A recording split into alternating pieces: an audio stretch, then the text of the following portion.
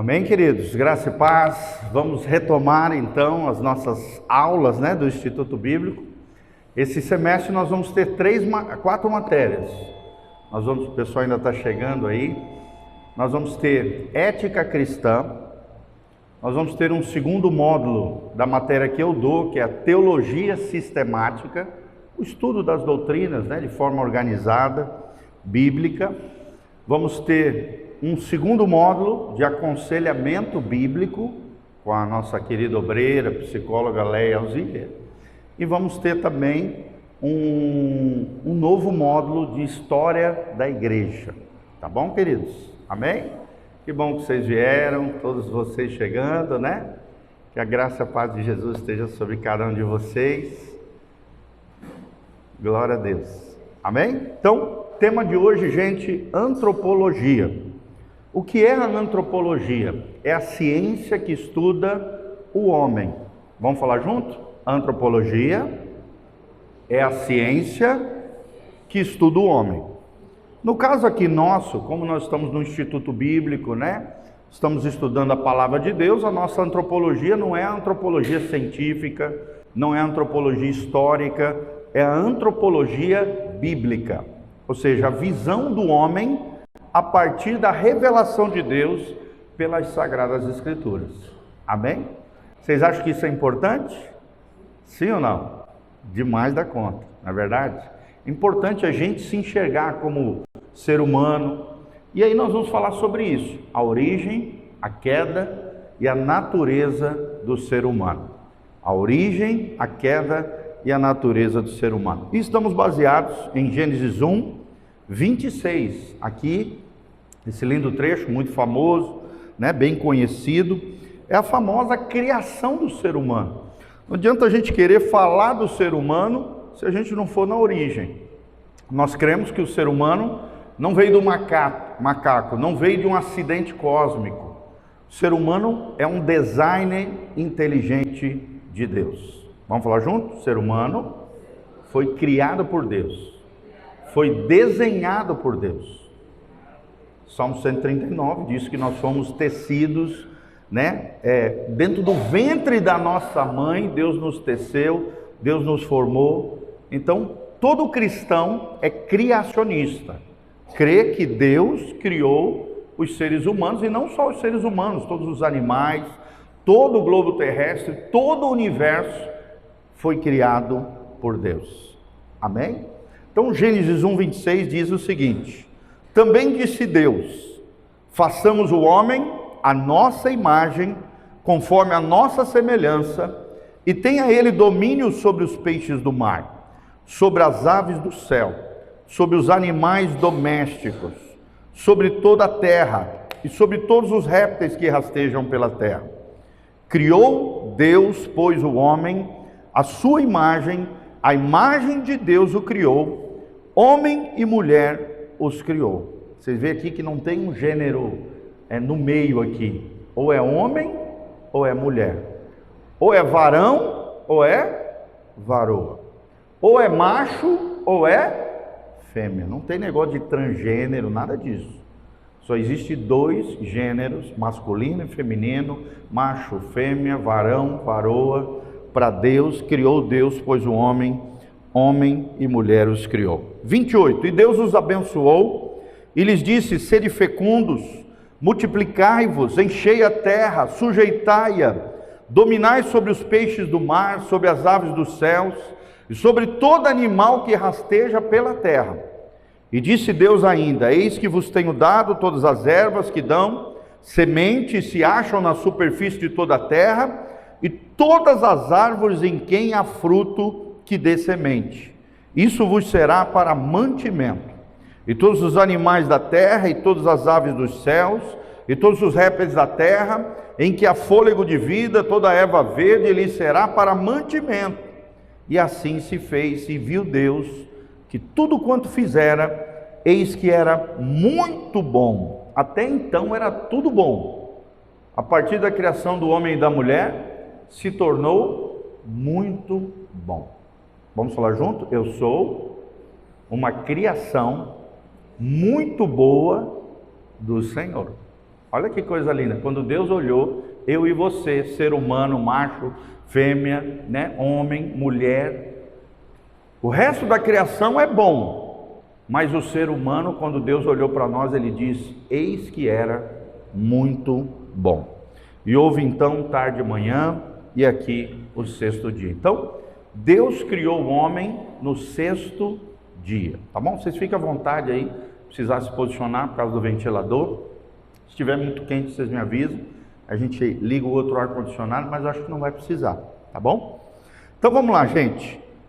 Antropologia, o que nós vamos ver? Primeiro eu quero deixar aqui para vocês duas frases de dois grandes autores, né? Dois grandes teólogos. O primeiro deles, John MacArthur, um grande pastor norte-americano, escreveu mais de 100 livros, gente. Imagina alguém para escrever 100 livros.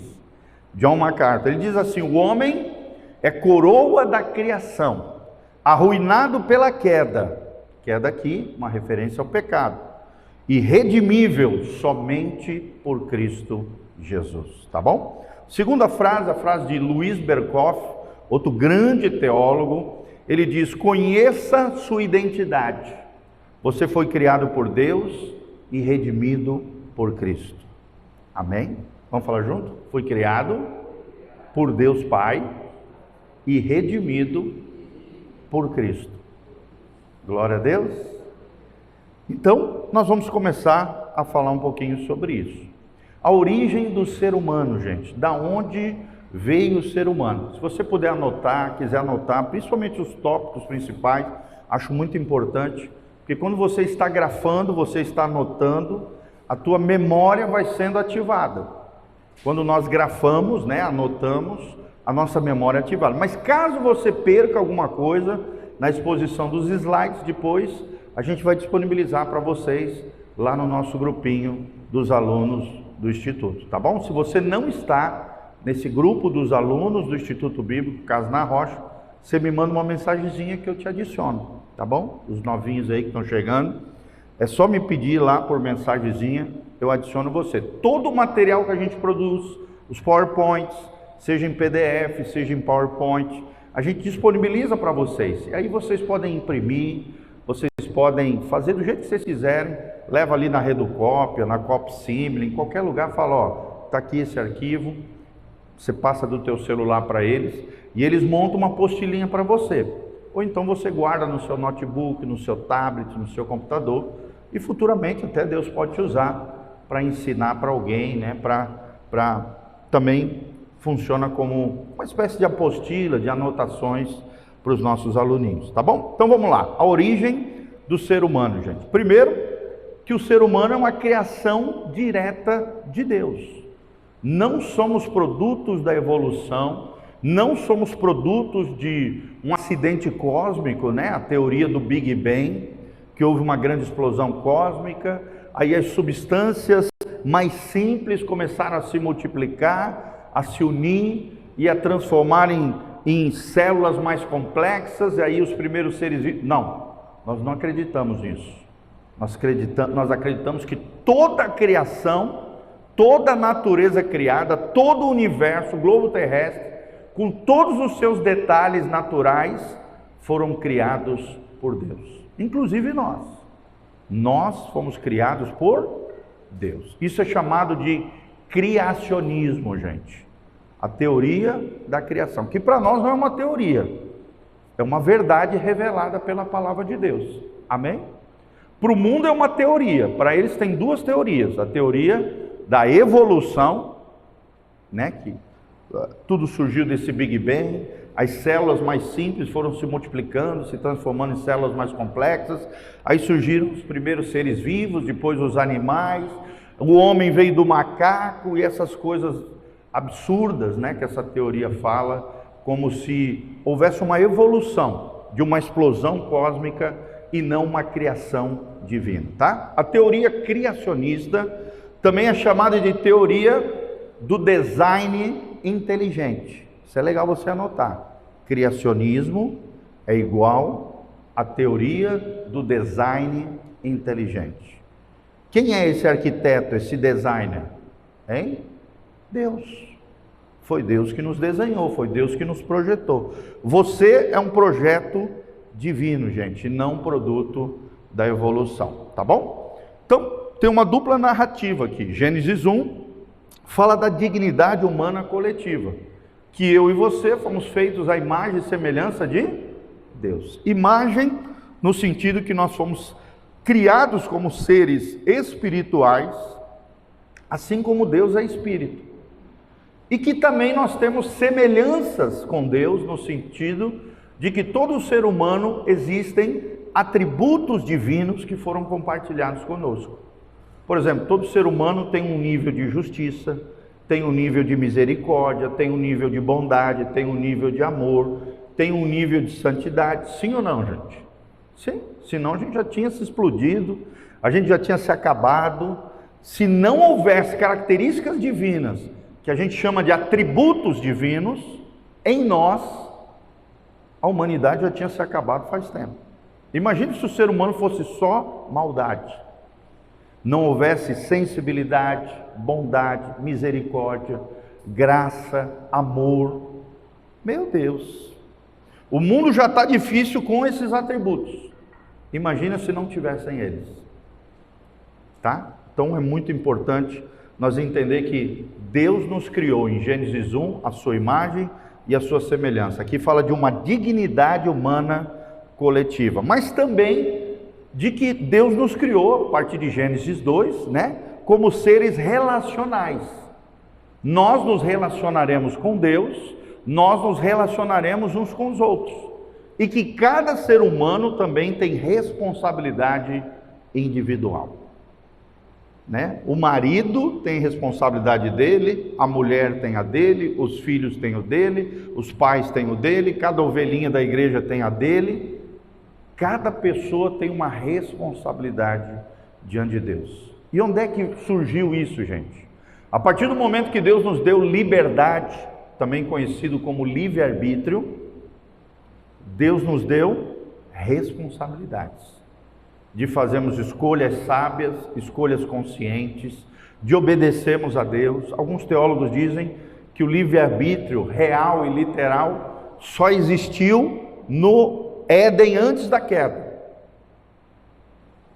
né? Mas a maioria, boa parte também dos cristãos acredita que sim, a liberdade, o livre-arbítrio também é possível pós-queda, tá bom? É o que a gente crê também sobre isso. Fala comigo, liberdade me leva a uma responsabilidade. É interessante que o pastor Cote diz o seguinte: discipular, que é o que eu estou fazendo aqui com vocês, é chamar a responsabilidade das pessoas. Então, quando um pai ou uma mãe está ensinando os filhos o que é certo e o que é errado, eles estão discipulando os filhos, sim ou não? Chamando os filhos à responsabilidade. Você tem uma liberdade, mas junto com a liberdade também existe uma responsabilidade, através de escolhas voluntárias, tá bom? Então, o ser humano ele foi feito de ordem material, né, física, mas também imaterial. O corpo do ser humano, segundo Gênesis, veio do pó da terra. Deus nos fez a partir do pó da terra. E a alma e o espírito, que a Bíblia chama de fôlego de vida, é a parte imaterial do ser humano. Então, o ser humano é constituído de corpo, de alma e de espírito. As três partes do ser humano. Alguns teólogos acreditam que apenas duas partes, que alma e espírito é a mesma coisa. São palavras intercambiáveis, dizem eles. Se você falar de alma, falar de espírito, para eles é a mesma coisa. Mas existem alguns versículos da Bíblia que deixam entender que são coisas distintas.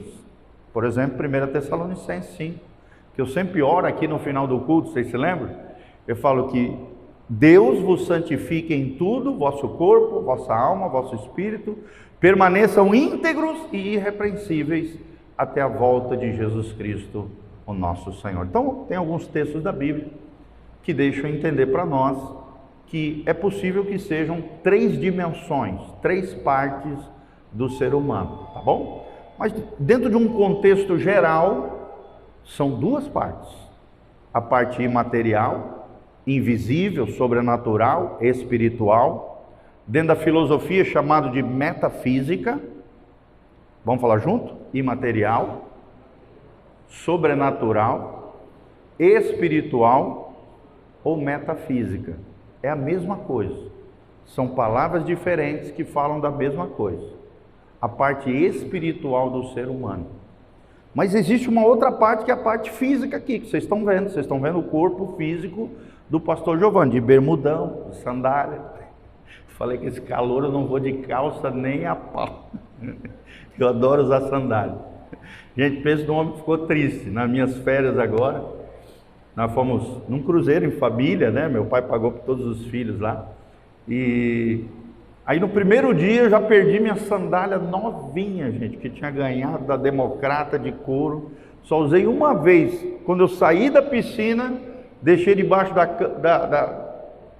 da coisa, algum abençoado arrebatou. Caramba, cara, fiquei tão triste com isso, mas acontece. Mas vamos lá, gente. Então, o corpo físico, isso que vocês estão vendo, é meu corpo. Assim como o de vocês, que se pode pegar. Corpo material. Oi, Jaque. Oi, Lari. Tudo bem? Vamos lá, então. Continuando. Vamos falar junto? Material, físico, imaterial, metafísico. Tá? Então, resumidamente, essas são as palavras mais usadas com relação ao ser humano. O corpo veio do pó da terra.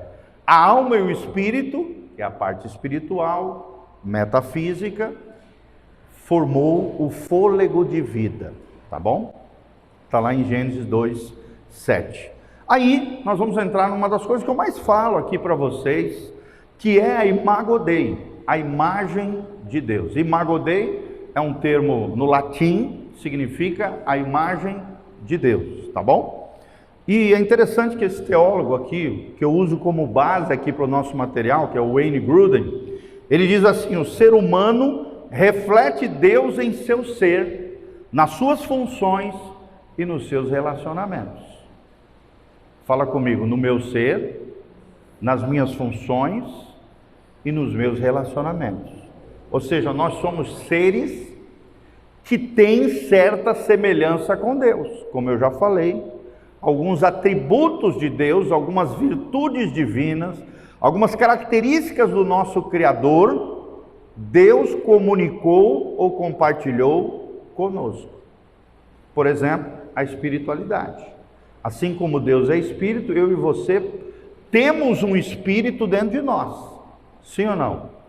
Por isso que a gente consegue adorar Deus, por isso que todo ser humano é um caçador de Deus, busca o metafísico, o transcendente, alguma divindade. Você pode, em todas as nações do mundo, alguém está buscando um ser transcendente, que está para além de nós, um ser divino. É que às vezes, como caçadores de Deus, tem seres humanos que canalizam o seu alvo no lugar errado. Sim ou não, gente? Tem até um livro muito bom, de um autor norte-americano chamado Tommy Tenney. Acho que alguém, talvez vocês já ouviram falar, tá? E o nome desse livro é Caçadores de Deus. É um livro lindíssimo, que fala sobre isso, baseado lá no Salmo 42. Assim como a corça suspira pelas águas, assim a minha alma suspira por ti, Senhor. Então ele fala que todo ser humano é um caçador de Deus, está buscando a Deus, mas muitas vezes coloca a sua mira, o seu alvo, o seu foco na coisa errada. Ou se diviniza, né? E acha que o ser humano não precisa de Deus, é melhor que Deus, pode ser o próprio Deus. Ou então nos falsos ídolos, nos animais, em santos e assim por diante, né? Nas idolatrias da vida aí que a gente sabe que tem. Ou então no Deus invisível da Bíblia Sagrada. E é claro que o nosso Deus, que é invisível, quando Jesus se encarnou entre nós, ele se tornou visível. Sim ou não, gente? Sim, ele se fez carne, ele habitou entre nós. Um Deus espírito, Foi gerado no ventre de Maria como carne, como ser físico. E Jesus, irmãos, continua sendo Deus e homem, inclusive lá no céu. Tem muito cristão que parece que não aprendeu, não sabe que Jesus continua sendo divino e humano lá no céu. Por isso que ele é o nosso advogado fiel. Por isso que ele pode nos representar ao lado do Pai. Por isso que ele pode ser o nosso intercessor e é o nosso sacerdote fiel.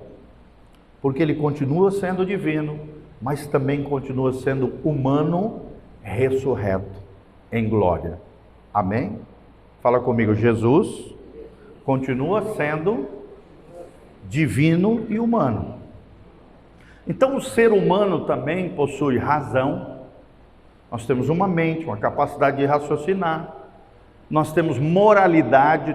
Todo ser humano, eu estou falando do ser humano normal, tá? Existem algumas exceções, pessoas com déficit cognitivo, pessoas loucas, pessoas com N anormalidade. Mas o ser humano de forma normal é um ser racional, é um ser que tem moralidade, sabe o que é certo, o que é errado, e também consegue usufruir espiritualidade. Amém? Claro que aqui nós estamos falando da espiritualidade cristã. Existem outras espiritualidades. Espiritualidade budista, espiritualidade umbandista, espiritualidade de outras religiões, tá? Nós estamos falando de espiritualidade cristã. Ok? Colossenses 3:10. Quais são as funções também que o ser humano tinha da parte de Deus? Dominar sobre a criação. Nós lemos aqui. Deus deu os peixes, as aves do céu, os animais na terra, as plantações, né? As árvores, tudo isso para que o homem dominasse sobre ela. E o ser humano tem isso. O desejo de domínio, o desejo de governo, sim ou não? O desejo de liderar. Por isso tem tantos embates, às vezes tantas confusões entre seres humanos, que por causa do pecado esse domínio acabou virando guerra, briga, confusão, um querendo ser maior do que o outro. Só que é interessante que o domínio aqui não é sobre outros homens, gente. O domínio aqui é sobre a natureza criada. Amém? O domínio que Deus nos deu é para governarmos a criação de Deus. E não para subjugarmos, maltratarmos as pessoas, ou queremos, de alguma maneira, pisotearmos no outro. Jamais. É domínio sobre a criação. Também dentro dos relacionamentos, Deus nos deu capacidade para a comunhão. Como é bom, né? Quando a gente, hoje mesmo eu e a Sofia, a gente está fazendo a nossa agenda anual da igreja. Tudo que a gente vai fazer, os eventos de mulheres, de homens, todos os eventos da igreja até o final do ano. E aí estamos ali conversando, né? Estamos finalizando essa agenda anual. E boa parte dela é para quê? Para que tenha comunhão. Para que os irmãos interajam, as mulheres entre si, os homens também, os casais. Nós vamos ter 2 eventos de casais, nós vamos ter uma comunhão no final do ano, com a formatura de vocês, que forem fiéis aqui no Instituto Bíblico. Vai ser a nossa primeira formatura. Quem começou, né? Desde o ano passado, fez o primeiro, o segundo módulo. Esse é o terceiro módulo, gente. Que depois pode ser refeito. O primeiro e o segundo e o terceiro, assim, podem ser refeitos também. São módulos independentes, tá? Então, o desejo de comunhão, de nos relacionarmos com outras pessoas, essa capacidade da comunhão, quem nos deu foi o Senhor. Tá bom? Por isso que todo ser humano, quando fica isolado, sozinho, longe de tudo e de todos, pode acontecer até o que, gente? A pessoa ficar doida. Sim ou não? Vocês sabiam disso? A falta de relacionamento interpessoal não é que vai, mas potencialmente agrava o estado mental da pessoa e pode levar até a loucura. Isso não é o que estou falando, gente, é os especialistas em saúde mental, eles falam sobre isso. Por isso nós precisamos nos relacionar. Deus nos deu essa capacidade de comunhão. Então vamos lá, permanência pós-queda, né? Como é que o homem ficou depois da queda? Ele teve essa a sua natureza afetada pelo pecado, que aqui eu chamo de distorcida. Ela não foi totalmente anulada, a imagem de Deus não foi totalmente destruída, senão a gente estava ferrado, o mundo já tinha se acabado, como eu falei. Mas ela foi ofuscada, gente. Sim ou não? Sim. Mas ela pode ser redimida através do que, gente? De um relacionamento com o Criador novamente. Então, através do relacionamento com Jesus, a sua bondade vai melhorar, a sua justiça vai melhorar, a sua misericórdia vai melhorar, a sua sensibilidade vai melhorar, o seu amor pelos irmãos e pelas pessoas que são importantes para o seu coração vai melhorar. Com Cristo, a nossa natureza, que outrora foi ofuscada e distorcida pela queda do pecado, pode ser redimida e restaurada. Amém? Quem pode dar um glória a Deus aqui? Levanta as duas mãozinhas para o céu e fala: Senhor, eu quero ser completamente restaurado. Então você pode ser um marido melhor, uma mulher melhor, uma filha melhor, um ser humano melhor. Com Cristo nós podemos resgatar esse projeto original do Gênesis, que outrora foi perdido, em boa parte, por causa da queda pelo pecado. Tá bom? Continuando aqui, gente, a Imago Dei, que é a essência da nossa humanidade, gente. Vamos lá. Então, definição de Berkhof, que é outro grande teólogo, ele diz assim: a imagem de Deus é o conjunto de qualidades espirituais que habitam o homem e fazem refletir o Criador. Então, quanto mais nós refletimos o Criador, mais a imagem e semelhança de Deus está em nós. Amém? Que imagem é essa? Imagem por eu ser espiritual, e semelhança por ter as virtudes e qualidades dos atributos de Deus. Não plenamente, é claro, porque eu e você somos afetados pelo pecado, mas em parte sim. Vocês já viram que até uma pessoa ímpia, que não tem relacionamento com Deus, pode agir com bondade? Sim ou não, gente? Pode ser solidário com o outro que está sofrendo? É claro. Porque dentro do ser humano ainda há resquícios, mesmo que distorcido, mesmo que em menor grau, ainda há resquícios de humanidade, há resquícios da Imago Dei. Amém? Todo mundo entendeu? Alguma dúvida até agora? Então vamos lá. Componentes, gente. Primeiro, uma imagem restrita, que é a questão espiritual, como eu falei. E dentro dela, conhecimento de Deus, conhecimento da lei moral de Deus, justiça, cada ser humano tem um nível de justiça, uns mais, outros menos, e santidade, a capacidade de conhecimento, de justiça e de santidade. Está aqui os textos, né? Não dá tempo de a gente ler. Efésios 4, 24, Colossenses 3, 10, falam sobre essa imagem espiritual que nós temos de Deus. Mas também tem uma imagem ampla, que é a nossa capacidade funcional, a nossa função de dominar sobre a criação. Deixa eu fazer uma pergunta para vocês. A ecologia é de Deus? Sim ou não? O cuidado com a natureza agrada a Deus? É claro. É claro que sim, gente. Jogar lixo no chão ofende a Deus ou manifesta a glória de Deus? Ofende a Deus, gente. Você está sujando o mundo criado por Deus, da qual eu e você deveríamos dominar, deveríamos ser bons gestores, administradores daquilo que Deus nos confiou. Se eu saio derrubando madeira para construir uma casa, não tem problema nenhum, é uma necessidade, a necessidade de habitação. Agora, se eu saio destruindo as madeiras, derrubando tudo, só pelo prazer de destruir a natureza, eu glorifico a Deus com isso? É claro que não. Então a ecologia, né, no sentido da proteção da natureza, Não estou falando da ecologia esotérica, mística, oriental, nada disso. Estou falando da ecologia no sentido da preservação do meio ambiente, gente. Faz parte do domínio que Deus nos conferiu? Sim ou não? Vocês acham que Adão saía destruindo o Éden? Não. Ele preservava, ele deu nome aos animais. Ele cultivava ali as coisas e comia do fruto do seu trabalho. O trabalho surgiu antes da queda, gente. Vamos falar junto? O trabalho surgiu antes da queda. Tem muita gente que vê o trabalho como uma coisa ruim, como um fruto e consequência da queda. Não.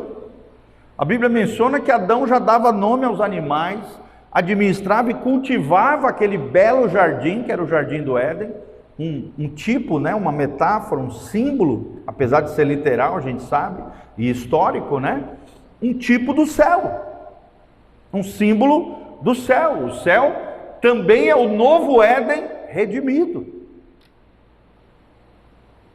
Sim. Então, essa questão funcional é muito interessante, né? É a imagem ampla de Deus em nós. Mas, após a queda, houve uma corrupção, né? Essa imagem foi corrompida, mas não obliterada, totalmente retirada. Não. Foi ofuscada. É como se fosse assim, ó, gente, para ilustrar para vocês. É como se tivesse uma foto sua. Aí essa foto, essas fotos que a gente revela, tá? Não digital. De repente você coloca na água e tira ela, né?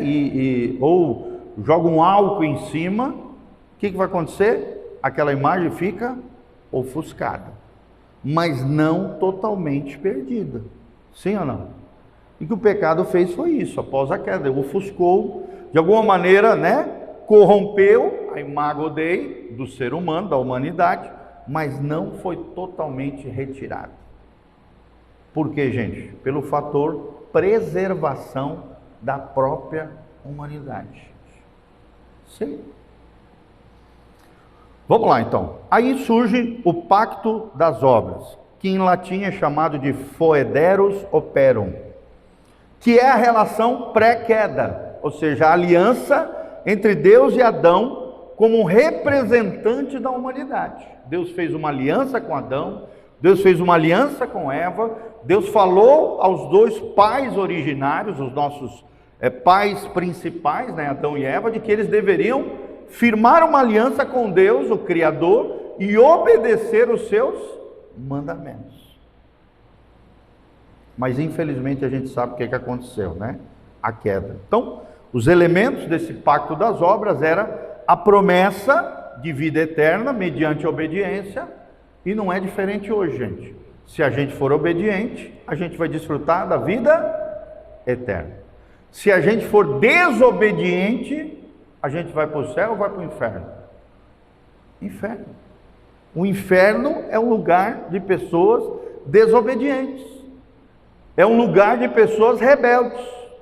É um lugar de pessoas que afrontam o Criador, transgredindo e quebrando as leis de Deus. Mas a promessa é de vida eterna mediante a obediência. E a condição era a abstinência da árvore do conhecimento do bem e do mal.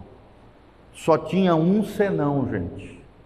Vocês podem comer de tudo, menos de uma árvore. A árvore que também estava no centro do jardim, a árvore do conhecimento do bem e do mal. Adivinha o que aconteceu, gente?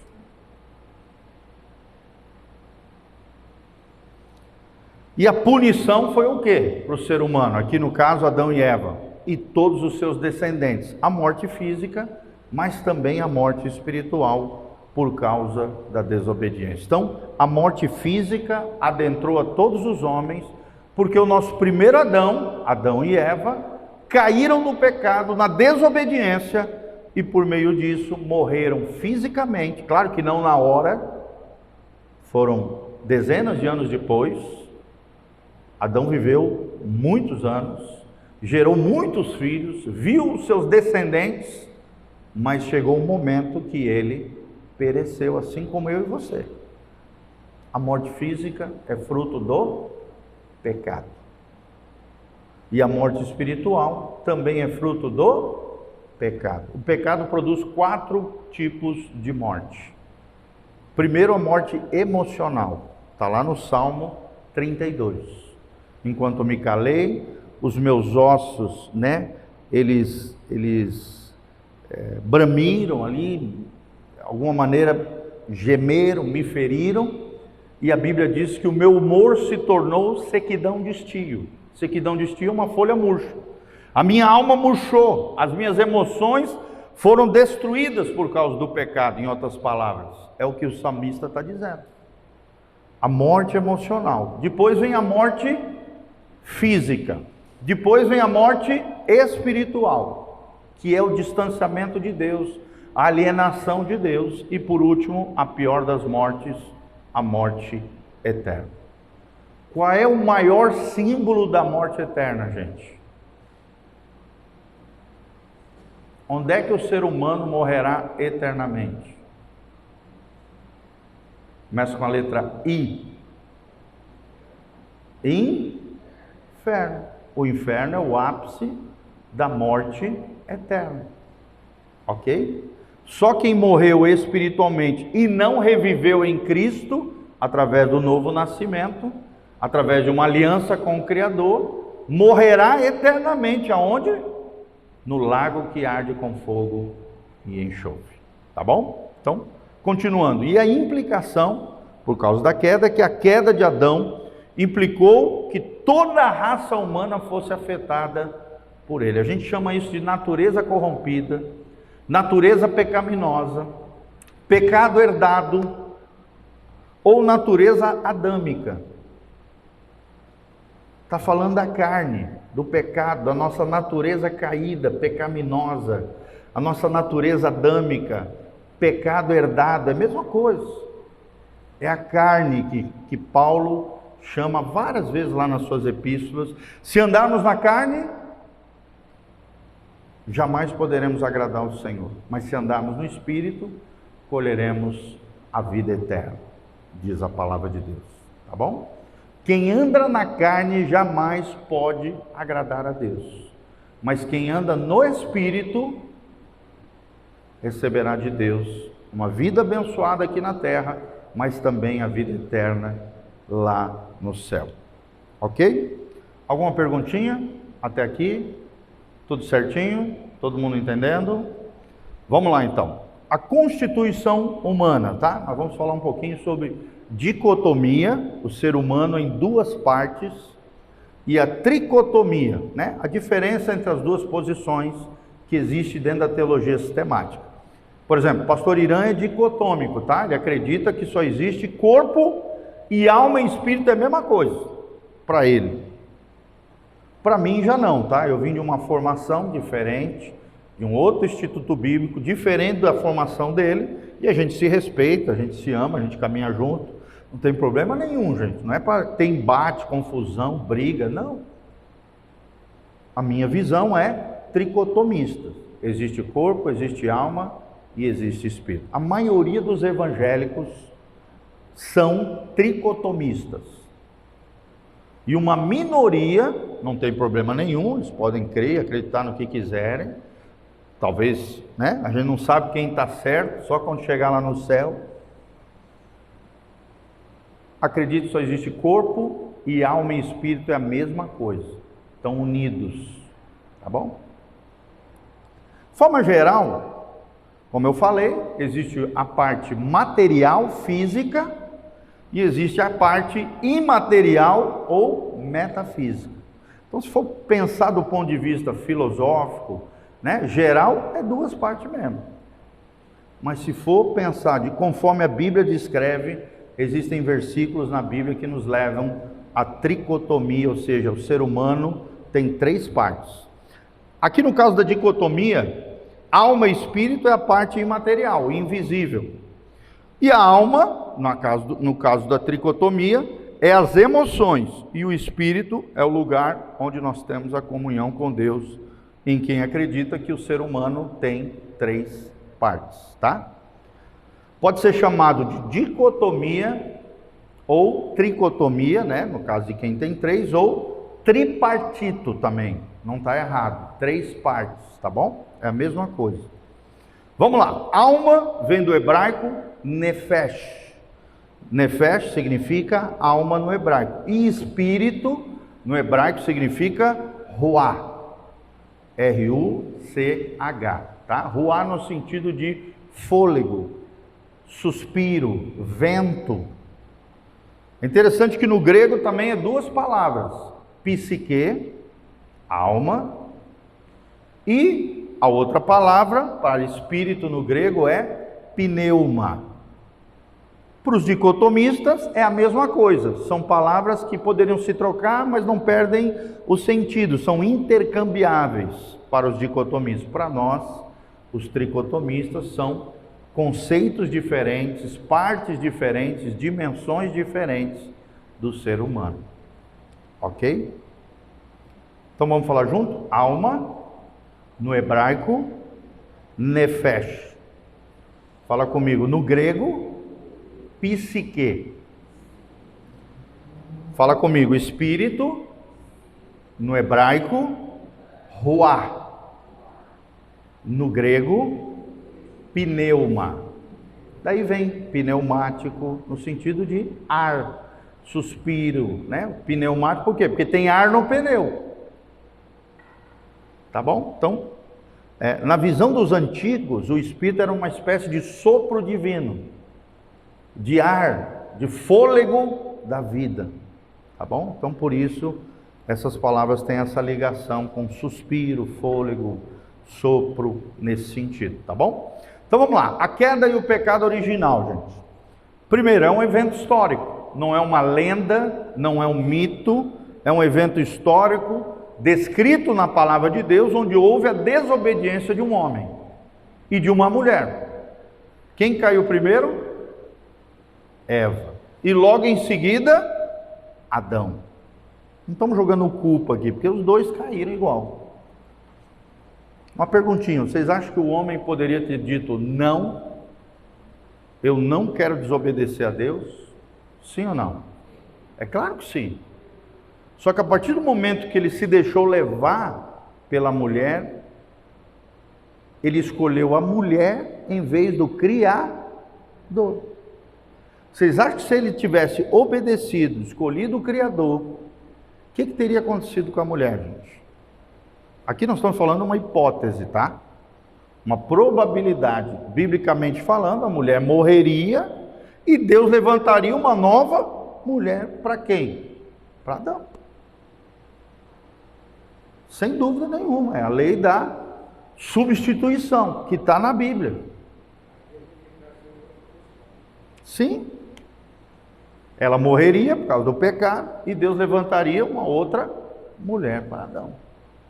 Entendeu, Jermin? O que tu falou?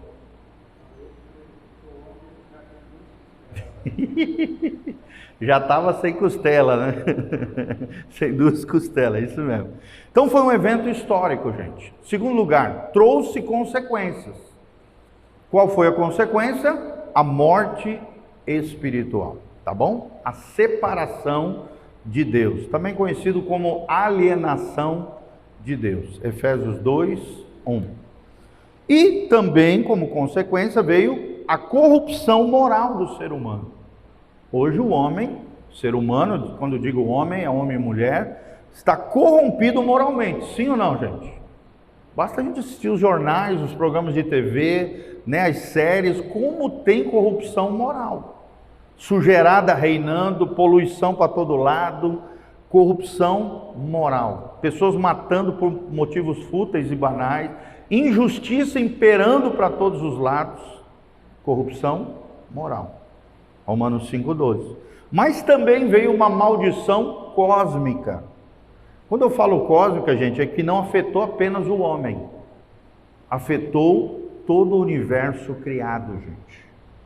A natureza, diz lá em Romanos 8, geme na expectativa da libertação dela, dos efeitos e da escravidão do pecado. Sim? E quando é que vai acontecer essa redenção cósmica? quando Jesus voltar em glória, para implantar o seu reino eterno. Todas as coisas serão restauradas, gente. Todo o cosmos, todo o mundo, toda a criação de Deus vai ser redimida, vai ser transformada pelo poder de Deus, e a maldição cósmica será destruída. Que ela está atrelada ao pecado. Aonde tem pecado, tem maldição. O que é a maldição? É o mal em ação. Vamos falar junto? Maldição não é um feitiço, é o mal em ação. Tem muita gente que fala, pensa que maldição é como se fosse um encantamento, um feitiço que alguém fez contra outra pessoa. Não, gente, é o mal em ação. É o mal em ação porque uma lei de Deus foi quebrada. Quem quebra uma lei de Deus, se quebra. Vamos falar junto? Quem quebra uma lei de Deus, se quebra. Então, se você não quer viver quebrado, arrebentado, todo esfolado, todo detonado, com a alma murcha, pare de pecar. E quando tropeçar no pecado, se arrependa rapidamente, se volte novamente ao Criador e volte-se ao caminho da obediência e da salvação. Amém? Não é que com a queda também se perde a salvação, não é assim, tá? Eu creio que só se perde a salvação quando a pessoa tem pecados cíclicos e perde o temor do Senhor. E não está nem aí para Deus. É o que a Bíblia chama de naufrágio na fé, ou apostasia. Aí sim, acontece, a pessoa entra num estado de condenação eterna, pelo abandono da sua fé. Fala comigo, Deus me livre. Ninguém quer isso, não é verdade? Vocês acham que acontece muita apostasia, gente? Sim ou não? Meu Deus! E pelos motivos mais fúteis que você pode imaginar. Por causa de namorado, por causa de namorada, por causa do amiguinho, por causa do ofertas mundanas. Por causa que eu não fui com a cara do pastor, porque eu não gostei da igreja aqui, porque eu quero curtir a minha vida. O mundo está apóstata. A maioria das pessoas ou nunca conheceram Jesus, ou muitas delas um dia conheceram, mas naufragaram na fé e abandonaram o primeiro amor. Infelizmente, tá? Continuando, gente. E a imputação do pecado. Imputação no sentido que o pecado foi colocado sobre o homem. A culpa de Adão foi atribuída não somente a Adão e Eva, mas a toda a humanidade. Por isso que o ser humano já nasce em pecado. Já nascemos em pecado. Eu vou dar um exemplo para vocês disso, tá?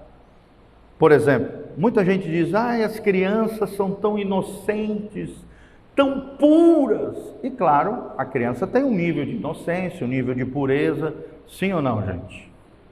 Mas elas não são tão puras e tão inocentes assim. Pega duas crianças, coloca dentro de um quarto e joga um brinquedo no meio. O que vai acontecer? Uma delas vai sair correndo, pegar primeiro que a outra. A hora que a outra quiser também compartilhar aquele brinquedo, naturalmente ela não vai compartilhar o brinquedo. Ela vai empurrar e dizer, sai daqui, é meu. É meu. Quem ensinou a criança o egoísmo? É uma semente do mal que já existe desde nós, quando éramos pequenininhos. Sim ou não? Sim. Você tem que ensinar o teu filho a compartilhar. Você tem que ensinar o teu filho a dividir com o irmão. Você tem que ensinar o teu filho a ajudar os outros. Porque naturalmente nós somos egoístas. Nós queremos só para nós. Nós empurramos o outro. E dizemos, é meu, sai daqui. Igual uma criança. A semente do pecado já está desde tenra idade. Tem bebês que pegam, começam a morder o seio da mãe, começam a gritar, chorar absurdamente, de revolta que a mãe tirou do peito. Gente, desde pequenininho começa a aparecer esses sinais. Começa a fazer manha, começa a esconder algo que pegou dos outros. Tem facilidade para falar palavrão. Ainda mais se o pai e a mãe ficar ensinando isso, né? Aí mesmo que... E aí para tirar o palavrão vai dar um trabalho. Vocês estão entendendo, gente? A Bíblia tem razão, sim ou não? Sim. Está aqui.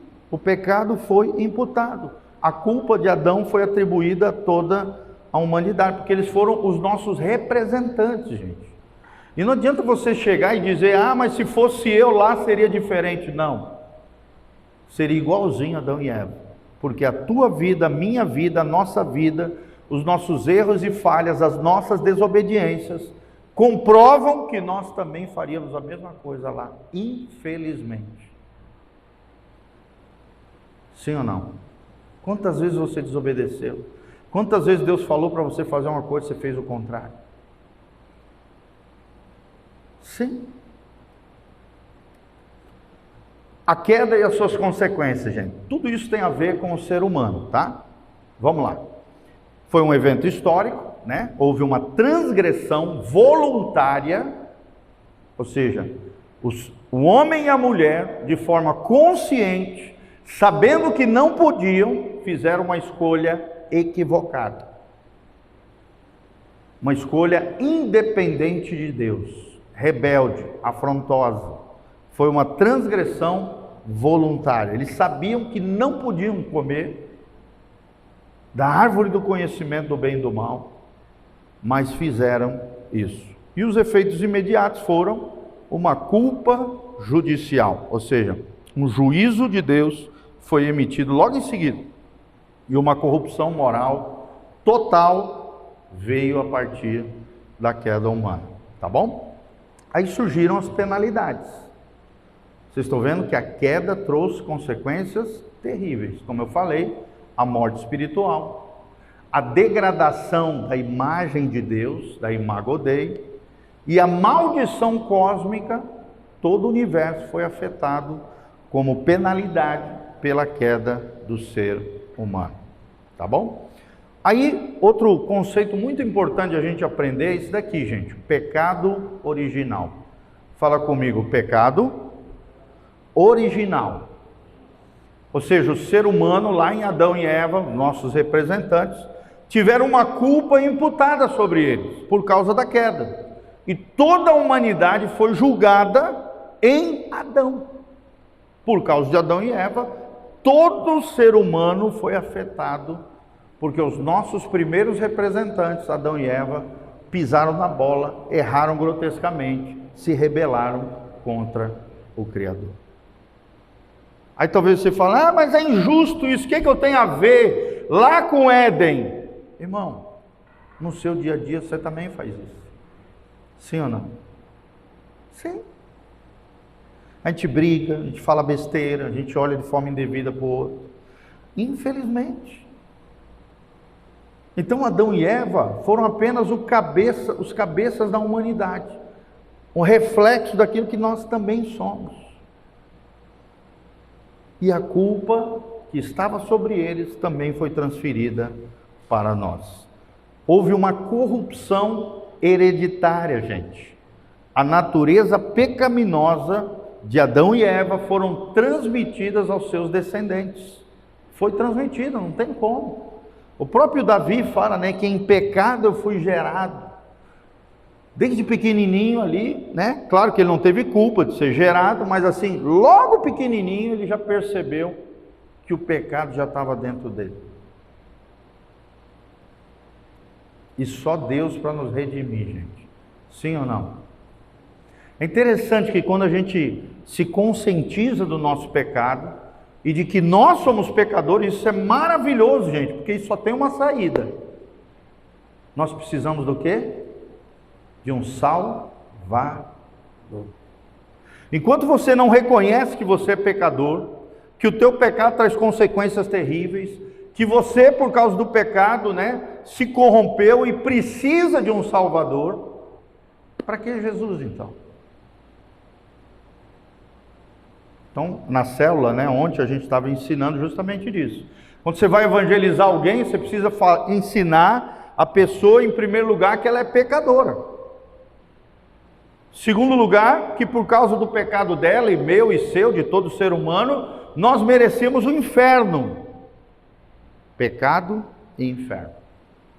Aí surge a terceira lei espiritual, mas Deus, vendo o nosso estado calamitoso de miséria espiritual, enviou Cristo Jesus para morrer na cruz no nosso lugar.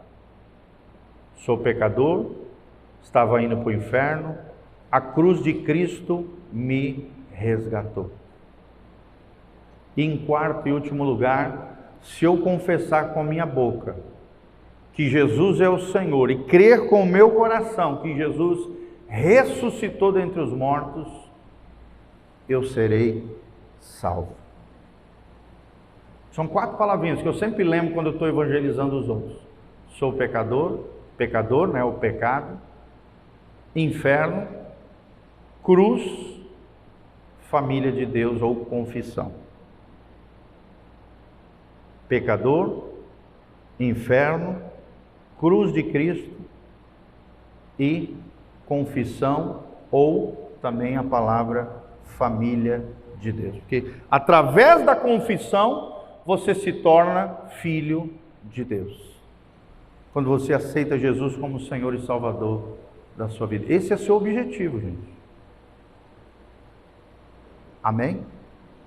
Então, também vemos aqui a negação do pelagianismo, tá? Que é uma doutrina equivocada, infelizmente, que rejeita a ideia de que nós nascemos moralmente neutros, Eles dizem que nós nascemos não totalmente maus, não totalmente afetados pelo pecado, mas nascemos moralmente neutros. Não é isso que a Bíblia diz.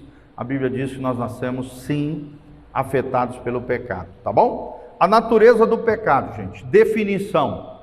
Pecado é a falta de conformidade com a lei moral de Deus. Daí vem a palavra transgressão. Uma lei divina foi quebrada, transgredida. Impiedade, mesma coisa. Ímpio significa no original aquele que é sem lei, que age como se não houvesse uma lei divina. Impiedade, que pratica a maldade, que pratica uma vida sem lei. Transgressão é aquele que quebra a lei de Deus. Quem quebra a lei de Deus se quebra. Vamos falar junto? Quem quebra uma lei de Deus se quebra. É verdade, sim ou não, gente? Você pegar um carro, andar 200 por hora, se perder numa curva e morrer de acidente, o culpado é Deus? Você transgrediu uma lei natural, perdeu o controle do veículo e transgrediu a lei dos homens também, que não era para andar 200 por hora numa curva, a não ser que você fosse um piloto de Fórmula 1, que é diferente. É um carro preparado, você é um super piloto, é diferente. E uma pista especial para aquilo. Vamos lá, gente. Então, entenderam o que é pecado? Falta de conformidade com a lei moral de Deus. Quem é o pai da moralidade, gente? Hein? Quem é o pai de toda a moralidade? Quem é? Deus, gente. Se Deus nos fez criaturas morais, é porque esse é um dos argumentos para a gente evangelizar as pessoas. A pessoa fala, mas eu não acredito em Deus. Aí você pode usar um argumento chamado pelos antigos de argumento ontológico. Vamos falar junto? Argumento ontológico. Ontos, ser. Lógico, estudo do ser. Então, você está usando um argumento dentro do próprio ser humano. Aí você fala, cara, você não tem certa moralidade, certa ética, certa capacidade de discernir entre o bem e o mal? A pessoa fala, não, eu tenho. Isso só prova uma coisa: alguém colocou dentro de você moralidade, justiça, bondade. Quem é que fez isso? Um Deus moral, um juiz moral de todo o universo, um legislador universal. Quem é esse juiz? Deus. Você já prestou atenção que todo ser humano tem um nível de moralidade? Uns mais, outros menos, dependendo da sua educação, da sua criação dos pais, da sociedade em qual ele está inserido, da comunicação, né, da sua religiosidade, que é a sua espiritualidade. Uns têm mais, outros têm menos, porque desenvolvem isso. Mas todo ser humano tem uma moralidade básica. Gente, até os ímpios acreditam nisso, tá? Até os ímpios acreditam nisso, que existe moralidade em parte no ser humano. E esse é um argumento para você evangelizar um ateu, aquele que não acredita em Deus. Ok? Continuando, manifestações, tá? Dessa natureza do pecado. Primeiro, o pecado original, nós já falamos várias vezes, né? Herdado de Adão, dos nossos primeiros pais, lá no Salmo 51, 5 fala sobre isso. Depois, o pecado atual, que são os nossos atos conscientes. Não é só Adão e Eva, é a gente fazendo escolhas erradas, pecando aqui e agora. Infelizmente, nas nossas escolhas, muitas vezes fazemos atos conscientes contrários a Deus. É o que a gente chama de desobediência. Marcos 7, 21 a 23. Não deveria ser assim. Devemos evitar a todo custo que isso aconteça na nossa vida, mas infelizmente, por sermos pecadores, às vezes caímos, tropeçamos no pecado. Sim ou não, gente? Ou alguém aqui não peca? Quero que você ore sobre a minha cabeça. Vamos lá, gente. Universalidade. Fala que todos pecaram.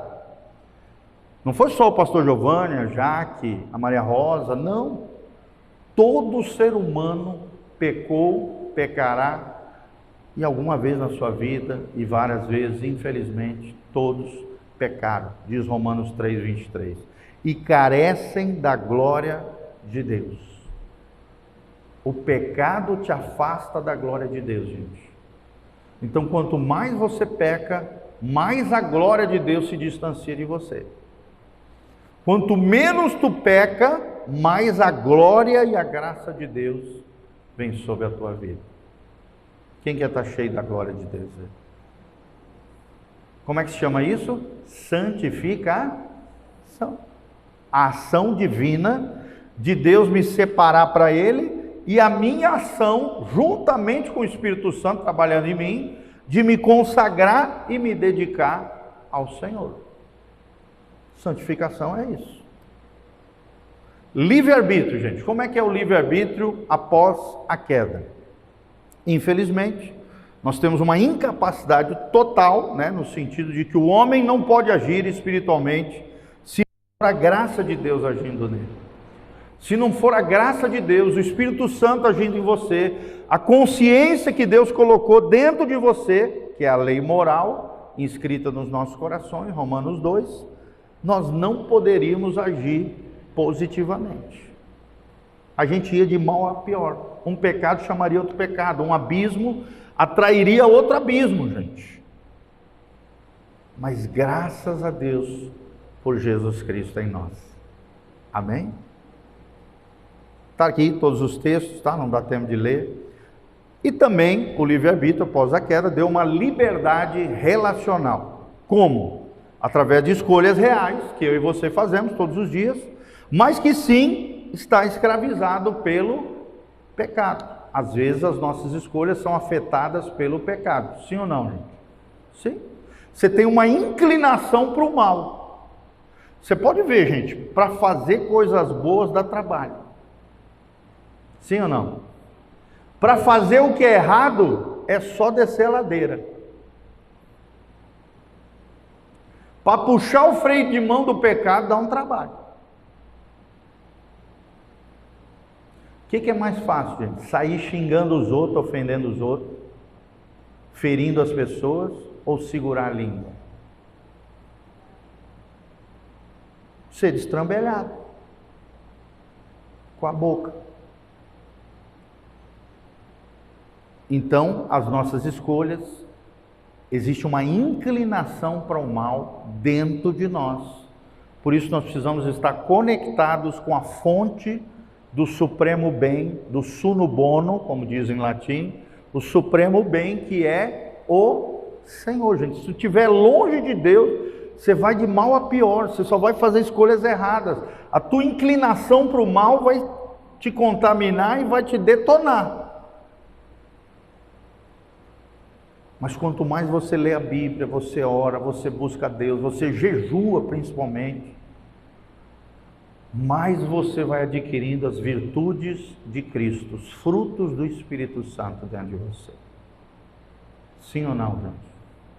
Claro. E o paradoxo é isso, como é que Deus, sendo soberano, também nos dá uma responsabilidade humana, né? O grande paradoxo. Deus soberano e a responsabilidade humana. Como é que Deus age em meio a tudo isso? É possível? Sim. Deus não deixa de ser soberano porque você fez uma escolha errada. Deus não é afetado por causa do teu pecado, da tua escolha errada. Não. Deus continua reinando, Deus continua governando, Deus não perde o controle de todas as situações. Deus continua acima de todas as coisas de forma majestosa, gloriosa, soberana, reinando sobre tudo e sobre todos. Você acha que o rei é culpado de um erro dos seus súditos? Não. O rei só é culpado dos erros dele, sim ou não? Das escolhas erradas que ele faz. O presidente é culpado do que os cidadãos fazem? Não. A não ser que o presidente leve os cidadãos a fazerem coisas erradas. Aí sim ele é corresponsável. Mas a mesma coisa é Deus soberano e a responsabilidade humana. Cada ser humano, cada ser criado é responsável dos seus atos. Os filhos não podem ser responsabilizados pelos erros dos pais. E nem os pais serem responsabilizados pelo erro dos filhos. Cada um prestará contas diante do Deus Todo-Poderoso. Ok? Todo mundo entendeu? Alguma dúvida até aqui? Certinho? Está bem explicadinho? Bem... Então vamos lá. São coisas bem complexas, tá, gente? Eu sei que não é fácil, mas é muito importante a gente aprender, tá? Teologia sistemática, que é essa minha matéria, são as doutrinas bíblicas organizadas de forma organizada, sistemática, com começo, meio e fim, a fim de que a gente entenda as coisas que a Bíblia Sagrada fala, tá bom? Então nós vamos ver agora visões contemporâneas versus a visão bíblica. Ou seja, as visões modernas em detrimento, em combate com a visão antiga, eterna, bíblica, que Deus sempre falou, tá bom? Por exemplo, o tema, a origem, a visão secular, a visão moderna, entre aspas, contemporânea, é que houve uma evolução acidental. Como é que é o nome dessa teoria? Evolucionista, ou teoria do Big Bang. O Big Bang foi o grande acidente cósmico universal. Já a visão bíblica fala que o ser humano foi criado por Deus de forma intencional. Foi o primeiro versículo que nós lemos aqui. Façamos o homem a nossa imagem e a nossa semelhança. O Elohim, o Deus triuno, Deus Pai, Deus Filho, Deus Espírito Santo, criou, façamos, é um verbo plural. O Pai estava presente, o Filho estava presente, está lá em João 1. No princípio era o verbo, e o verbo estava com Deus, e o verbo era por causa de Cristo foram criadas todas as coisas. Nele subsiste, ele é a plenitude de todas as coisas. Jesus estava lá no Éden. Jesus estava no início de toda a criação. E o Espírito Santo também. A Bíblia diz em Gênesis 2 que o Espírito do Senhor pairava sobre a face das águas. Está ali o Espírito Santo. Tá bom? Segundo tema, natureza, né? A visão secular é o materialismo. Como assim, pastor? Só existe aquilo que os olhos podem ver e as mãos podem tocar. Só valorizam o que é material. E não acreditam na existência do sobrenatural, do invisível, do espiritual. Um exemplo disso é o socialismo, o comunismo. É conhecido também como materialismo histórico. Não vou entrar em casos aqui políticos nem nada, mas assim, é uma visão de mundo, é uma ideologia que não acredita em nada que é espiritual. Somente um mundo físico, um mundo material. Fala. Bem alto. Capitalismo também valoriza, muito bem lembrado, capitalismo também valoriza apenas o dinheiro, os bens materiais, né? O apego excessivo aos bens dessa vida. O capitalismo, de forma desenfreada, desequilibrada, gera a ambição exacerbada, a cobiça, o materialismo, o consumismo, e pode gerar uma série de problemas também. Sim ou não, gente? Ambas visões ideológicas são visões humanas, têm as suas falhas. Ambas. Sim ou não, gente? Assim como os governos humanos também. A monarquia, a democracia, todos os sistemas de governos humanos, gente. Tem os menos pior e os horríveis. Não vamos tratar sobre isso, que não é aula aqui. Política. Mas sim, a gente sabe que tem. Tá bom? Continuando. Então, o materialismo é o apego excessivo àquilo que os olhos podem ver, as mãos podem tocar. A visão bíblica é da unidade corpo e alma, ou seja, existe o mundo físico, mas também existe o mundo metafísico, para além do mundo físico. Existe o mundo natural, mas existe o mundo sobrenatural. Os demônios estão no mundo físico ou metafísico? Metafísico. Os anjos estão no mundo físico ou metafísico? Metafísico, os anjos. Porque os demônios são anjos caídos. O diabo é um anjo caído também. Tá bom? Então, aqui está falando, todo cristão acredita no natural e no sobrenatural. No material, mas também no imaterial. No físico e também no metafísico. Tá bom? Alguma dúvida? Perguntinha? Vamos lá. Por exemplo, vou citar um outro exemplo histórico. Tá? Na época de Jesus, tinha os saduceus. Quem se lembra dos saduceus na Bíblia? Os saduceus, eles eram influenciados pela filosofia grega. E a filosofia cética, o ceticismo, é que acredita nesse materialismo. Não acredita em nada que é sobrenatural. Por isso, os saduceus, na época de Jesus, não acreditavam na ressurreição dos mortos, não acreditavam também na ressurreição, nada disso, não acreditavam em nada invisível, sobrenatural, anjos e demônios, nada disso. Já os fariseus acreditavam na ressurreição, no mundo natural, no mundo sobrenatural, os escribas também, e assim por diante. Tá bom? Tinham também influência grega, mas eles acreditavam, segundo a Torá, segundo a lei e os profetas, que é o Antigo Testamento, acreditavam sim que haveria, os judeus até hoje, né, acreditam na ressurreição dos corpos, né? Por isso que a gente entende, gente, porque que Israel faz tanta questão de encontrar os corpos. Vocês viram? Que eu acho que ontem ou hoje, acho que foi ontem, conseguiram encontrar o último corpo que tinha sido levado para a Palestina. Sim. O último que estava desaparecido, encontraram. Aí levaram para Israel o último que tinha sido sequestrado pelos terroristas. Por que o judeu tem tanto isso, esse apego ao corpo? Porque eles acreditam que se não houver corpo físico, mas esteja deteriorado ali, né, corrompido por causa da morte e assim por diante, só pode ser ressuscitado se tiver o corpo enterrado. Por isso que é tão importante os corpos para um judeu. Entenderam? Que a maioria deles acreditam na ressurreição, na volta do Messias de Jesus Cristo, o Cristo que eles estão aguardando até hoje, o Messias Hamashia. Ok? Alguma dúvida?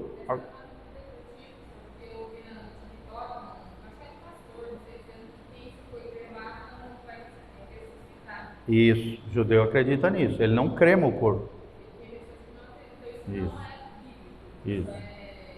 Mas nós cristãos, nós não temos problema com isso, tá? Se você cremar um corpo, não tem problema nenhum, porque nós cristãos cremos que mesmo do pó que foi jogado num lago, na terra, Deus... Sim, exatamente. Mas não tem problema nenhum, tá? Não existe um versículo bíblico que proíba isso, até porque na antiguidade, nas guerras que houveram, também houveram destruição pelo fogo, por explosões, por bombas. Então, se Deus dependesse disso para ressuscitar alguém, Deus seria limitado, e Ele não é. Ele é ilimitado, Ele é todo poderoso, Ele pode fazer do nada o que Ele quiser fazer, inclusive o mundo criado. Sim ou não? Então não há nada que impeça as promessas de Deus e aquilo que Deus... A Bíblia fala isso, né? Que a terra dará os seus mortos, os mares darão os seus mortos. Imagina, um corpo que caiu dentro da água. Você acha que os peixinhos não comeram o corpo todo? Sim. E aí por causa disso o cara não vai ressuscitar? Não. Não sei como, é um mistério de Deus, mas a gente sabe que os mares darão os seus mortos na ressurreição dos justos e também na ressurreição dos ímpios. É interessante a gente aprender isso. Os ímpios também vão ressuscitar. Nós para a glória eterna, diz o apóstolo Paulo em Romanos, e eles para a vergonha e tormento eterno. Fala.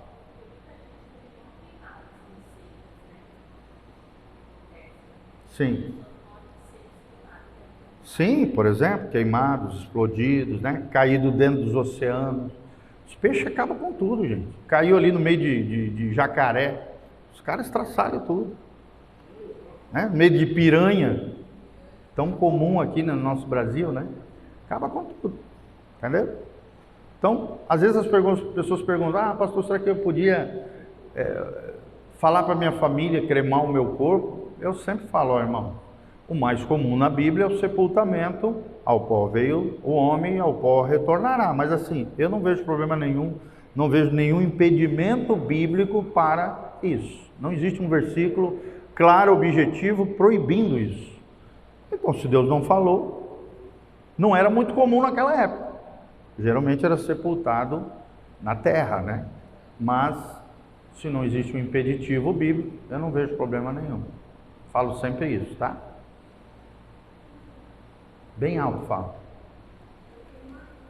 Fala. Tá, depois tu me procura. Vai esquecer? Então anota aí. Se tu lembrar, levanta a mão, eu te dou a palavra de novo, tá? Tá lembrando? Então fala.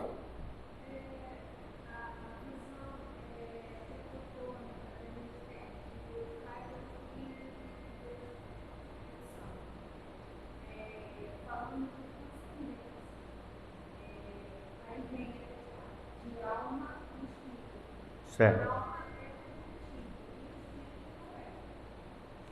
O espírito também é, gente. O espírito humano é. O espírito de Deus aqui não é.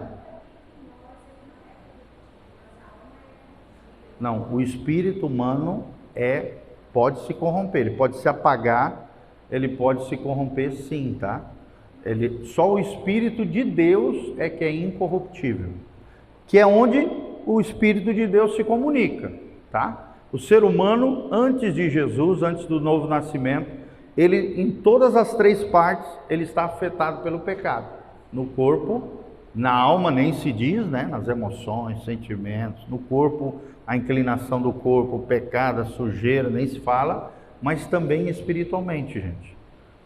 Sim, é possível, tá? É possível porque, inclusive, é onde os demônios se alojam quando a pessoa está endemoniada. É onde? No espírito humano, na alma e no espírito humano, na parte imaterial do ser humano. E, é claro, se manifesta também no corpo físico da pessoa. Sim?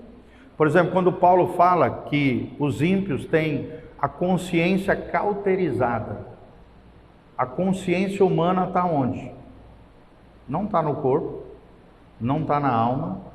Segundo os teólogos, a maioria deles, eu também me incluo, está no espírito humano, que é afetado pelo pecado. Entendeu? Não se corrompe totalmente, tá, Edna? Mas em parte sim. É possível. A Bíblia deixa entender que sim, é possível o espírito humano ser afetado e corrompido pelo pecado. Tanto é que às vezes você vê uma pessoa, né, longe de Deus, cheio de pecado, todo estraçalhado, você fala, nossa, essa pessoa está com o espírito todo estraçalhado, né, toda amargurada, cheio de ódio, cheio de ressentimento. Quer dizer, o espírito da pessoa está afetado. Não, sim, geralmente é a alma, sentimentos e emoções, tá? Mas eu creio, principalmente pela parte da consciência cauterizada, aquilo que eu te falei, que é possível sim o espírito humano se corromper. Primeiro que ele está apagado, porque ele não está conectado com o espírito da vida, que é o espírito de Jesus. Mas todo ser humano tem um espírito humano, mesmo sem Jesus. Ele está inerte, ele está sem a vida de Deus. E obviamente ele está afetado pelo pecado. É óbvio. Por exemplo, ó, os teólogos acreditam que dentro do espírito humano tem 3 órgãos, 3 partes. A comunhão, e essa comunhão pode ser com Deus, o Criador, como pode ser com os ídolos, com os demônios, com a feitiçaria, sim ou não? Está dentro do espírito humano. A intuição, gente, está dentro do espírito humano.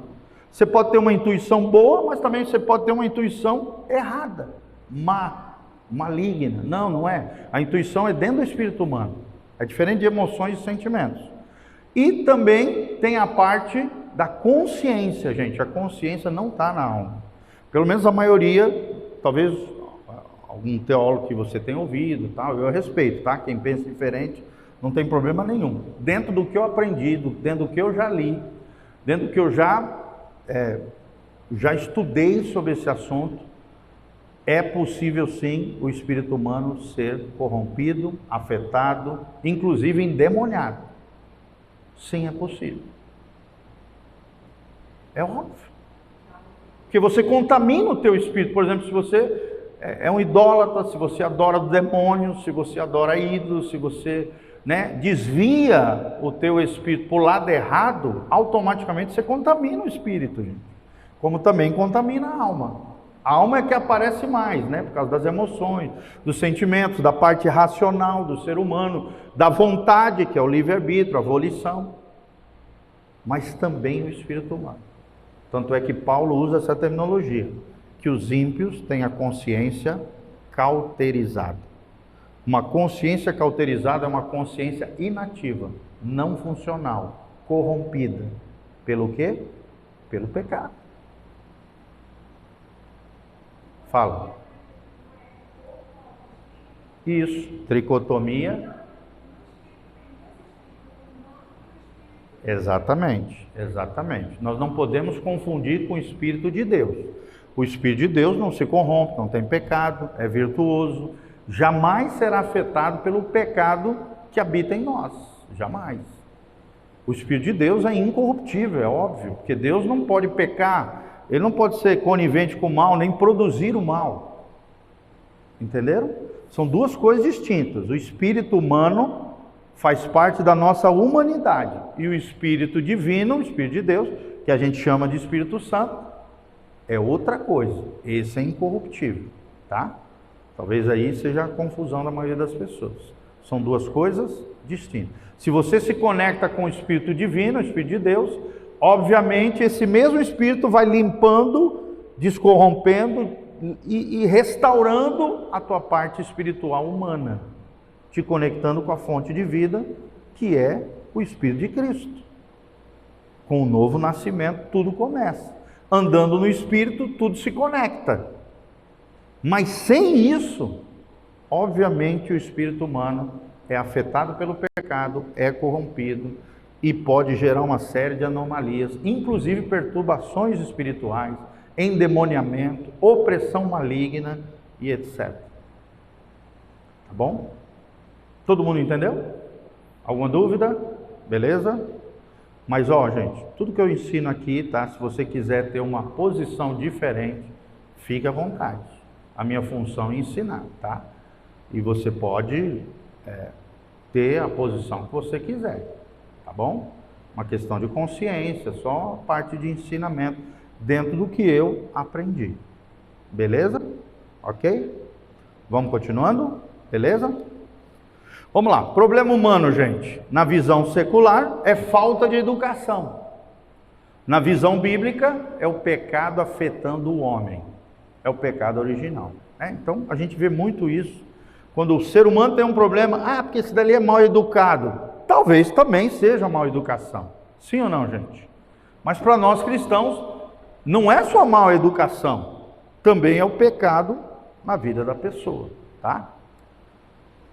Implicações práticas. Primeiro, a dignidade humana, né? Nós temos que lutar pela dignidade humana. Por isso nós rejeitamos o aborto, em hipótese nenhuma, gente.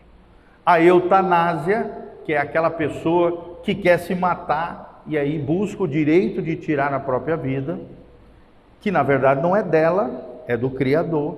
Ninguém tem direito de dar vida e nem de tirar a vida, a não ser o Criador. A eutanásia, né, agora é muito comum, parece que até o Uruguai agora está fazendo isso, Suíça, vários países hoje, né, Inglaterra, permite a eutanásia. Eu quero me matar de forma assistida no hospital, aí a pessoa vai para lá e tira a própria vida. Deus é contra isso, gente. Somente Deus é o Senhor da vida e da morte. Amém? E o racismo também é outra coisa horrenda, tá? Que existe entre as pessoas, de achar que determinadas raças são superiores em detrimento de outras, tá? Então, é algo grotesco, contrário à palavra de Deus, porque todo ser humano foi criado à imagem e semelhança de, não importa se é amarelo, se você é branquinho, caucasiano, se você é negro, africano, não interessa. Tem um olho puxado, olho redondo, carinha de bolacha, como a Sofia, né? Não interessa, gente. Não interessa. Deus ama a todos. Deus tem um amor universal.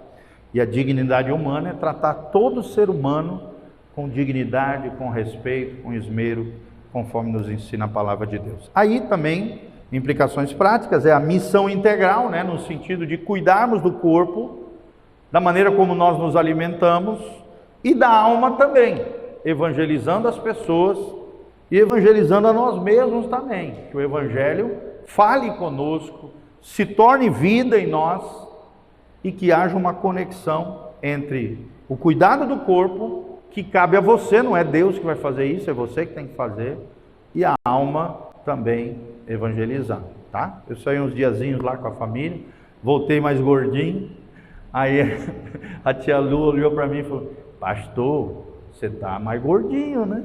Eu falei: mano, agora estou indo todo dia tentando perder esse pezinho. Não é fácil. Ganhar peso é tão fácil, perder é tão difícil, né? Mas Deus dá graça e precisamos cuidar da nossa saúde, cuidarmos do corpo. Por quê, gente? Porque o corpo não é igual os filósofos gregos diziam, é o casulo da alma. Não. Do ponto de vista da Bíblia, ele é a morada de Deus. É o santuário do Espírito Santo. Então cabe a eu e a você sermos mordomos do nosso corpício, do nosso corpinho. Cabe a nós, tá bom? Cuidarmos com isso. E também outra implicação prática já estamos terminando, é a identidade em Cristo, gente. Nós somos feitos à imagem de Deus, somos restaurados através da redenção. Quais são os contrastes, gente, das visões que existem? Vamos lá. Pecado original, que eu falei, né? Existe uma filosofia chamada pelagianismo, que diz que não existe pecado original. Todos os seres humanos nasceram neutros, como se fossem zerados.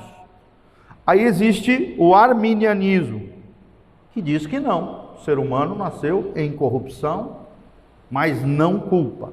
E existe a reforma, os calvinistas aqui, que acreditam que sim, o ser humano tem culpa e já nasceu em corrupção, tá bom?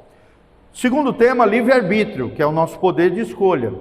Os pelagianos, que é essa filosofia herege, contrária à palavra de Deus, diz que o ser humano está intacto com relação ao pecado e que está intacto para fazer o bem, como se o ser humano já nascesse bom.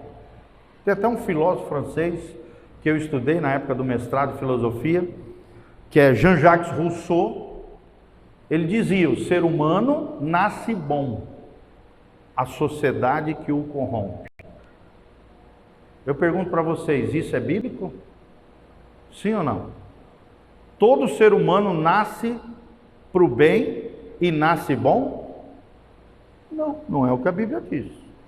A Bíblia diz o contrário, tá? Então, a outra visão de vida, né? Outra perspectiva, o arminianismo, diz que existe habilidade do ser humano para crer. E os reformados, aqui os calvinistas, acreditam que o ser humano é escravo do pecado. Só Deus pode arrancar essa escravidão do pecado, tá bom? Primeira visão, né, com relação à imagem de Deus, o pelagianismo diz que a imagem de Deus foi totalmente preservada, não foi afetada em nada pelo pecado. O arminianismo diz que a natureza humana foi, a imago Dei, né, a imagem de Deus, foi parcialmente perdida.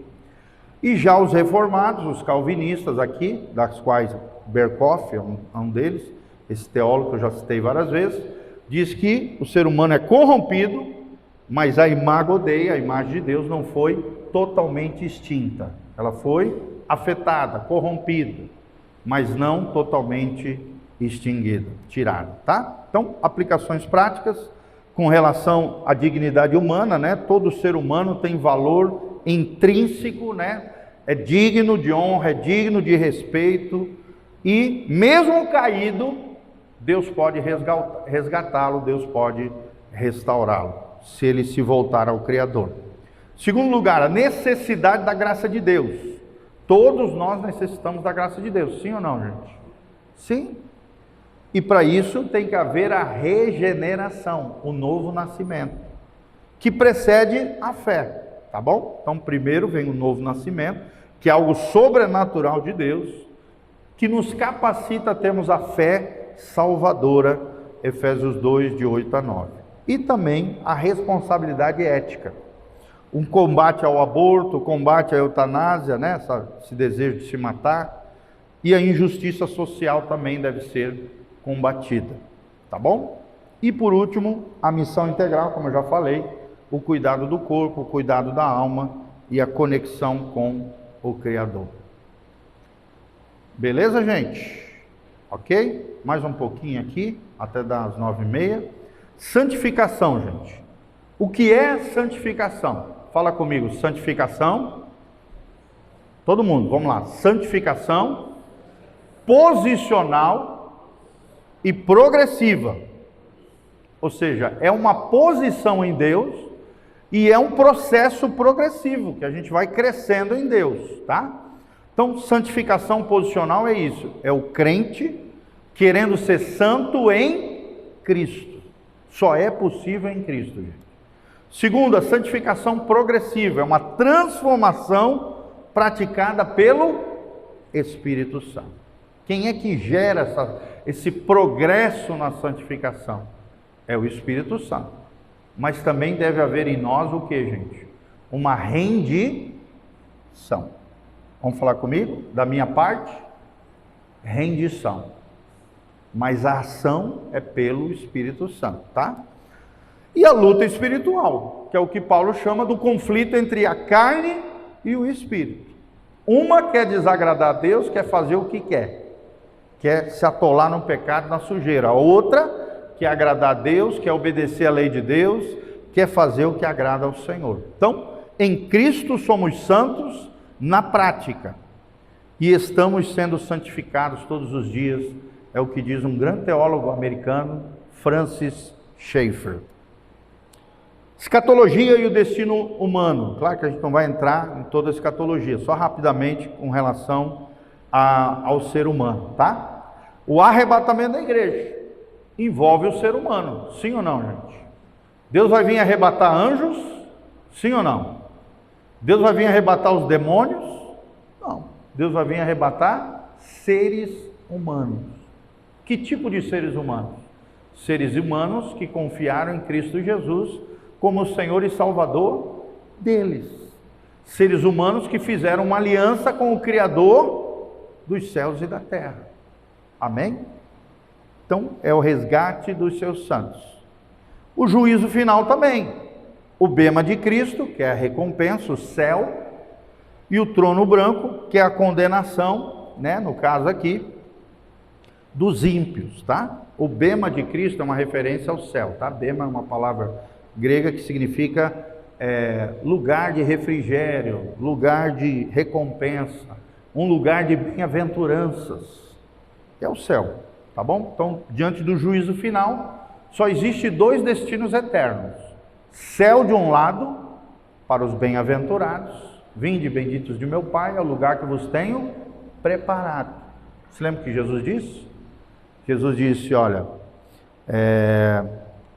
João 14 diz, né, crede em Deus, crede também em mim, na casa de meu Pai há muitas moradas, se não fosse assim eu não vos teria dito, mas eu estou indo para lá para vos preparar um lugar, para que aonde eu estiver, vocês estejam também.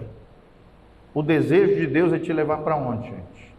Para o céu, para o bema de Cristo, para o gozo eterno, para as moradas celestiais, para o lugar maravilhoso que Deus tem preparado para nós. Mas existe um segundo destino eterno, para os ímpios, para os rebeldes, para os desobedientes, para aqueles que desprezaram o amor de Deus e quiseram viver a sua vida do seu jeito.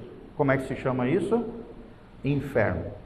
Logo após o trono branco, que está sendo mencionado aqui, o juízo do grande trono branco, Apocalipse 19, vem a condenação no lago que arde com fogo e enxofre, tá bom? E o estado eterno. O estado eterno fala da glória dos redimidos, né? Que é o lar celestial. E por outro lado, em contraste, a perdição para os não regenerados, os ímpios, que vão para onde? Para o inferno, o lago que arde com fogo e enxofre. Então, a eternidade revelará o peso da glória ou a tragédia da autonomia humana. Você quer o peso da glória ou você quer a tragédia da autonomia humana? O que é autonomia humana, gente? Ah, a vida é minha, eu vou fazer o que eu quiser. Eu não quero nem saber de Deus, da palavra, eu quero é curtir a vida. Como se o crente não curtisse a vida, né? Como se o crente não fosse feliz. Como se o crente não pudesse ter prazer. E nós temos. Existem prazeres que são lícitos, abençoadores. Existem alegrias que o crente sente que o ímpio nunca vai sentir. Sim ou não? Sim. Então, aprenda isso. A eternidade revelará o peso da glória, uma referência ao céu, ou a tragédia da autonomia humana. Ok? E aí, se desse tempo, eu tinha umas frases aqui para falar para vocês, mas aí eu vou deixar no material, tá bom? Então você dá uma lidinha, a gente vai disponibilizar esse PowerPoint lá no nosso grupo, tá? Vocês que ainda não fazem parte do grupo, mandam uma mensagenzinha, a gente adiciona vocês. E aí tem algumas frases aqui de grandes teólogos sobre o ser humano. Frase de Calvino aqui, ó. Frase de John Stott, que a gente fala na próxima aula. Acho que é importante a gente falar isso aqui para a gente só finalizar esse tópico aqui. Tem algumas coisinhas que tem que explicar, tá bom? Amém? Vamos só orar, aí tu fecha, tá? Coloque-se de pé. Quem gostou aí, dá um glória a Deus. Foi bênção, gente? Deu para entender? Alguma dúvida? Tudo jóia? Tudo explicadinho? Qualquer coisa nos procure também. Estamos à disposição. Parabéns por você ter vindo, tá? Mobilize outras pessoas. Lembrando que isso aqui não tem custo nenhum. É aberto a todos que quiserem. Então você pode falar para outras pessoas, incentivar outras pessoas a virem, participar conosco. A gente não se importa quantas pessoas tem. Claro que quanto mais gente, mais o pastor, o pregador e os professores se animam, né? Então, venham, participem, né? Vocês que às vezes viajam para lá, a gente disponibiliza isso também no canal da igreja, tá? Todas as aulas são gravadas e colocadas lá, então as que vocês perderem, ou me mandam uma mensagenzinha, eu mando direitinho para vocês, tá bom? Amém? Vamos orar então? Pai, no nome de Jesus, nós encerramos agora esse momento profético, esse momento de estudo da Tua Palavra, onde estudamos, ó Deus, a ciência, o estudo acerca do ser humano, à luz da Palavra de Deus. Pai, nós Te agradecemos, porque fomos criados, ó Deus, por um arquiteto universal, um desenhador inteligente, um designer inteligente, que é o nosso Criador, o nosso Senhor e Salvador, Jesus de Nazaré. Obrigado porque não somos fruto do acaso, não viemos de um acidente cósmico, muito menos viemos do macaco, Senhor. Nós viemos do Criador que nos teceu no ventre das nossas mães, fomos gerados com um propósito, mediante um chamado, uma vocação, de nos tornarmos cada dia mais semelhantes ao Teu Filho, a imagem plena e completa de Deus. Que possamos, ó Deus, juntamente com Cristo, operando no nosso interior, resgatarmos a imago Dei, a imagem e semelhança de Deus. Que possamos vencer o pecado, triunfar sobre ele, debaixo da Tua graça, debaixo da Tua unção, nos consagrando cada dia, Pai, nos santificando no Senhor, nos voltando cada dia mais ao Criador e vivendo a vida que o Senhor sonhou para nós, projetou para cada um de nós, em nome de Jesus. Que o Senhor nos abençoe, nos guarde, nos vivifique, Pai, nos restaure, nos renove, Pai, nós Te pedimos essa graça, em nome de Jesus. Sê conosco, Pai, nos abençoa, segundo o Teu querer, segundo a Tua vontade. Abençoa cada um desses aluninhos, que eles perseverem no Senhor, aqueles que não puderam vir hoje, venham, Pai, a cada dia mais, nós possamos crescer, florescer, amadurecer, ó Deus, nos desenvolver no Senhor e crescermos no estudo da Tua Palavra, na maturidade espiritual, na sabedoria do alto, na vida de Deus. Nós Te pedimos essa graça, Pai, capacita, dá perseverança ao coração de cada um deles. É o que nós Te pedimos de todo o coração, em o nome de Jesus. Amém e amém.